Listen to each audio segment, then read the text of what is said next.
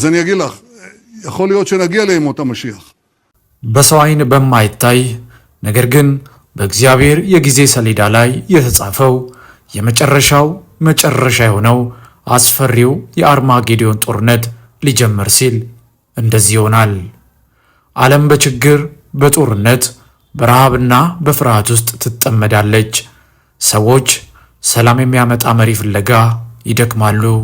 ሁሉም አንድ ነገርን ይፈልጋሉ፣ ዓለምን ከዚህ ችግር የሚያድን አንድ ሰው። ከዚያም ይህ ሰው ይነሳል። እጅግ ጠቢብ፣ በንግግሩ የሚያሳምን፣ በኃይሉ ዓለምን የሚያስደንቅ። መንግስታት ይከተሉታል፣ ሕዝቦች ይደነቃሉ። ብዙ ሰዎችም ይህ ነው አዳኛችን ይላሉ። ግን እውነቱ ምንድን ነው? እርሱ በእውነት ዓለምን ሊያድን የመጣ መሪ ነው ወይ? ወይስ መጽሐፍ ቅዱስ ያስጠነቀቀን ሰው? መጽሐፍ ቅዱስ እንዲህ ይላል፣ በመጨረሻው ዘመን አንድ ኃይለኛ ሰው ይመጣል፣ ሰዎችን ያታልላል፣ ዓለምን ይቆጣጠራል እና ራሱን እንደ አዳኝ ያቀርባል። ይህ ሰው ማን ነው? መልሱም ሐሰተኛው ክርስቶስ ነው። ነገር ግን ታሪኩ በዚያ አያበቃም። የአርማጌዶን ጦርነት ከመጀመሩ በፊት ሌላም አንድ ሰው ይነሳል። ይህ ሰው ደግሞ ተአምራትን የሚያሳይ፣ ሰዎችን በሚያስደንቅ ምልክቶች የሚያታልል፣ ሕዝቡን ይህን መሪ ተከተሉ፣ እርሱን አምልኩ እያለ የሚናገር አንድ ሰው። ይህ ሰው ደግሞ ሐሰተኛው ነቢይ ነው። እነዚህ ሁለት ሰዎች አብረው ዓለምን ያታልላሉ፣ ሕዝቦችን ይሰበስባሉ፣ እናም ዓለምን ወደ ታላቁ የመጨረሻው ጦርነት ያመጣሉ፣ እርሱም ወደ አርማጌዶን ጦርነት። ግን እዚህ ጋር ትልቁ ጥያቄ ይነሳል። ሰዎች ለምን እነሱን ይከተላሉ? እነሱ ዓለምን እንዴት ያታልላሉ? ምን ያህል ኃይልስ አላቸው? እናም በመጨረሻ በአርማጌዶን ጦርነት ማን ያሸንፋል? የሁለቱስ የመጨረሻ ጣፈንታ ምንድን ነው? ሞት ወይስ የዘላለም ስቃይ?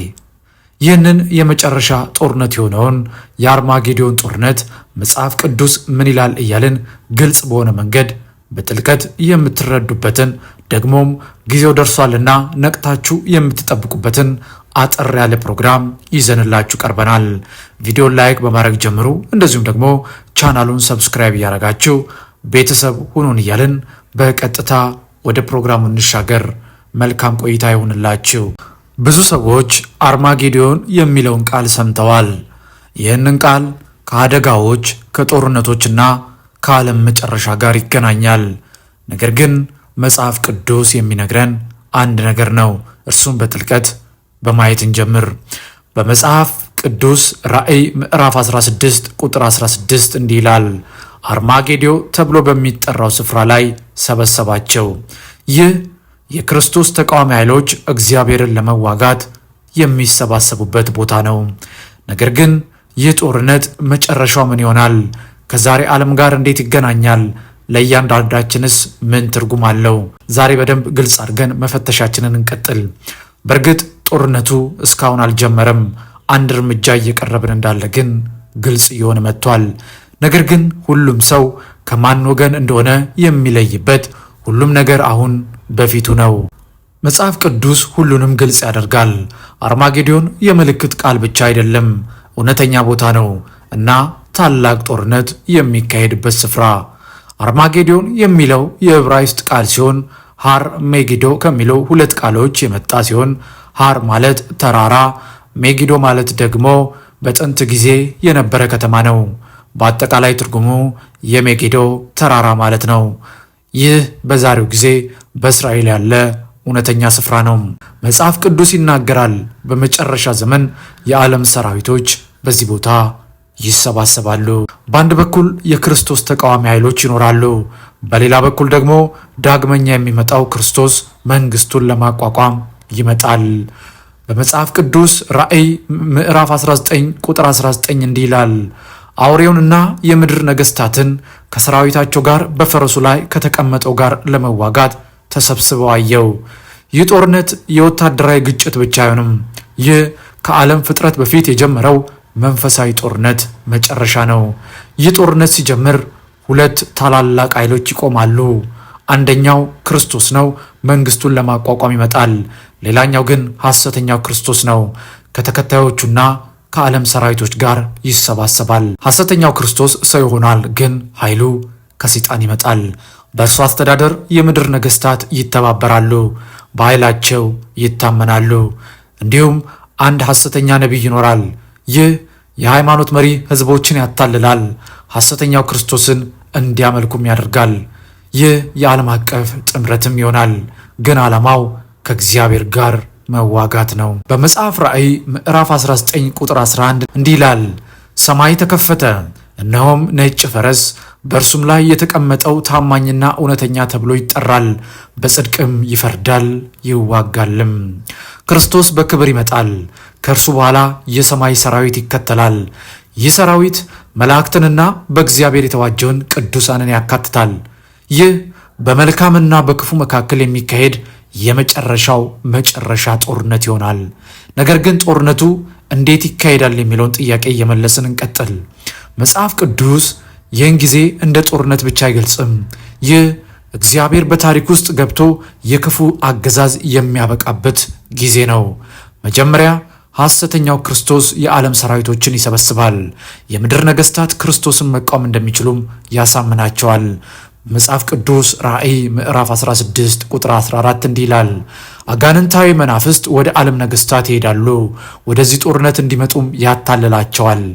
እነዚህ ሰራዊቶች ወደ ኢየሩሳሌም ይጓዛሉ። እስራኤል የሐሰተኛው ክርስቶስ አገዛዝ የሚቃወም የመጨረሻ ቦታ ስለሆነች። ግን ክፉ ኃይሎች ለመዋጋት ዝግጁ ሲሆኑ ሰማይ ይከፈታል። መጽሐፍ ቅዱስ በራእይ ምዕራፍ 19 ቁጥር 11 ሰማይም ተከፍቶ አየሁ፣ እነሆም ነጭ ፈረስ፣ በላዩም የተቀመጠው የታመነና እውነተኛ ተብሎ ይጠራል፣ በጽድቅም ይፈርዳል ይዋጋልም ይላል። ክርስቶስ በክብር ይመጣል፣ የሰማይ ሰራዊትም ይከተለዋል። ነገር ግን እነዚህ ሰራዊቶች መዋጋት አያስፈልጋቸውም። መጽሐፍ ቅዱስ ይናገራል፣ ክርስቶስ ጠላቶቹን በቃሉ ኃይል ያሸንፋቸዋል። በመጽሐፍ ቅዱስ ራእይ ምዕራፍ 19 ቁጥር 15 ከአፉም ሕዝቦችን የሚመታ ስለታም ሰይፍ ይወጣል፣ በብረት በትርም ይገዛቸዋል፣ የእግዚአብሔርም የሁሉን ቻይ የቁጣ የወይን መጥመቂያን ይረግጣል። በዚህ ሁሉ የሐሰተኛው ክርስቶስ ኃይል ሁሉ በእግዚአብሔር ቃል ፊት ከንቱ እንደሆነ ይገለጣል። ይህ ጦርነት ረዥምና ደም አፋሳሽ አይሆንም። ክርስቶስ በአንድ ቃል ክፉውን ያጠፋል። መጽሐፍ ቅዱስ ራእይ ምዕራፍ 19 ቁጥር 21 እንዲህ ይላል፣ የቀሩት ሁሉ በፈረሱ ላይ ከተቀመጠው ከአፉ በወጣው ሰይፍ ተገደሉ። በመጨረሻም ሐሰተኛው ክርስቶስና ሐሰተኛው ነቢይ ግን እንደ ሌሎቹ ሰዎች አይሞቱም። መጽሐፍ ቅዱስ እንደሚናገር ከነ ሕይወታቸው ወደ እሳት ባህር ይጣላሉ።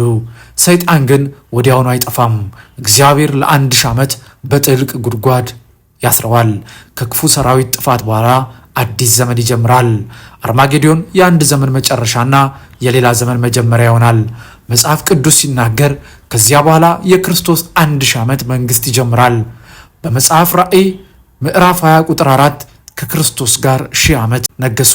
ይህ ዘመን የሰላም፣ የፍትህ፣ የመመለስ ዘመን ይሆናል። ነገር ግን አሁንም ታሪኩ አያበቃም። ከ1000 ዓመት በኋላ ሰይጣን ለአጭር ጊዜ ይፈታል። እንደገና ህዝቦችን ለማታለል ይሞክራል፣ ግን በመጨረሻም ይሸነፋል። በመጽሐፍ ራእይ ምዕራፍ 20 ቁጥር 10 ሰይጣን ወደ እሳትና ወደ ድንጋይ ባህር ተጣለ፣ ለዘላለምም ይሰቃያል። ከዚያ በኋላ ታላቁ የነጭ ዙፋን ፍርድ ይካሄዳል። ከዚያም እግዚአብሔር አዲስ ሰማይና አዲስ ምድርን ይፈጥራል። በዚህ ዓለም ኃጢአት አይኖርም፣ ሞት አይኖርም፣ ስቃይ አይኖርም። አርማጌዲዮ የጦርነት ታሪክ ብቻ አይደለም፣ በታሪክ ውስጥ የአዲስ ለውጥ መጀመሪያ ነው። ዛሬ ዓለም ወደዚህ እየቀረበ እንደሆነ የሚያሳዩ ብዙ ምልክቶች አሉ። ኢየሱስ እንዲህ አለ፣ በኖህ ዘመን እንደነበረ እንዲሁ በሰው ልጅ መምጣት ይሆናል። ማቴዎስ ምዕራፍ 24 ቁጥር 37። ነገር ግን ለአማኞች ተስፋ አለ። ክርስቶስ አስቀድሞ አሸንፏል። በመጽሐፍ ራእይ ምዕራፍ 3 ቁጥር 11 እንደሚናገር እነሆ ፈጥኜ እመጣለሁ፣ ያለህን አጥብቀህ ያዝ፣ ማንም አክሊልህን እንዳይወስድ። ይህ ማለት አንድ ነገር ነው። ከሁሉ በላይ አስፈላጊው ነገር ለእግዚአብሔር ታማኝ መሆን ነው። አርማጌዲዮ ማስጠንቀቂያ ብቻ አይደለም፣ እያንዳንዳችን ዛሬ የምንመርጠው ወገንን ያሳስባል።